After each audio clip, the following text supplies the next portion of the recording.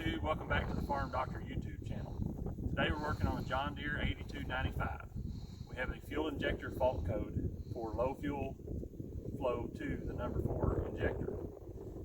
And we've had several in the area, so I'm going to show you the quick fix on this that may save you hundreds of dollars and not have to have a trip to the shop. So let's get started. So here's the active code that we're looking at. The fuel injector number 4 flow very low, troubleshooting required.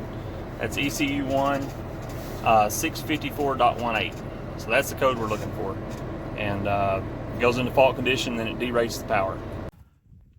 So I'll show you the tools that we use here for this particular repair. Again, just a regular, I use a wobble head snap-on 3/8 ratchet. It gives me a lot of good torque on it. I got a 10-inch extension, and then I've got a 3-inch wobble extension that helps us have a little more movement in there because it's kind of tight. And then I'll show you here we have the snap-on, whoops, sorry about that. We have the snap-on 6-sided crow's foot, and that's part number FRH320S, and it is a 1-inch 6-sided 3/8 drive. So that'll get us in there and get us a grip. I'll be able to tighten it down. So let's go watch. The problem that we found on about 10 tractors in the area, they've all had the same thing, and this was the fix. If you see right here with me, I'm on the right side of the tractor, and we're looking for where the injector return tubes go into the side of the injector through the outside of the block.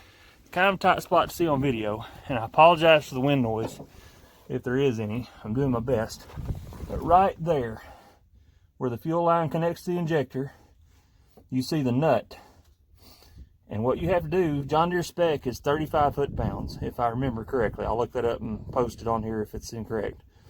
But what we've got to do, basically, is tighten that nut. I'll attempt to point to it right there. And it's going to take a 1-inch 6-sided heavy-duty crowfoot. 12-point will not work. It'll slip and jump off. But if you get a 12-point, I use a snap-on because they're good and sturdy. I'm sure there's others that are out there that are better. The most steady one you have.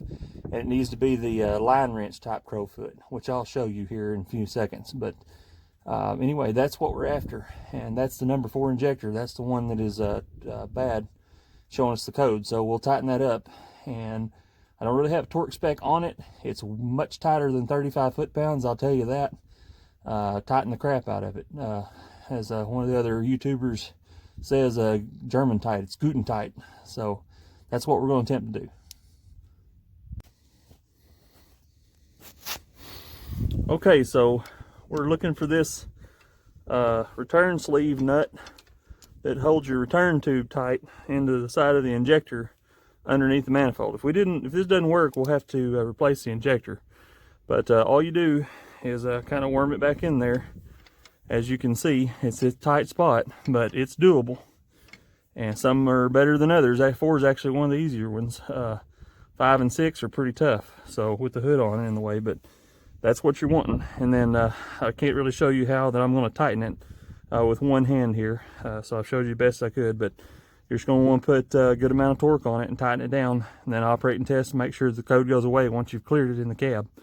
But that's pretty much it. So hopefully that works for you. Hopefully it saves you a lot of time and a lot of money and a trip to the dealership. It's definitely a fix you can do right there in the field and get back going and get the tractor doing what it's supposed to do, making money and turning over dirt.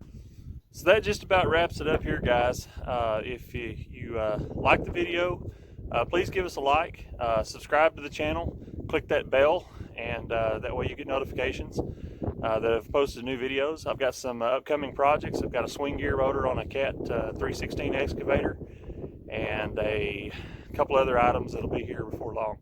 But it's late February rather, and things are starting to get interesting.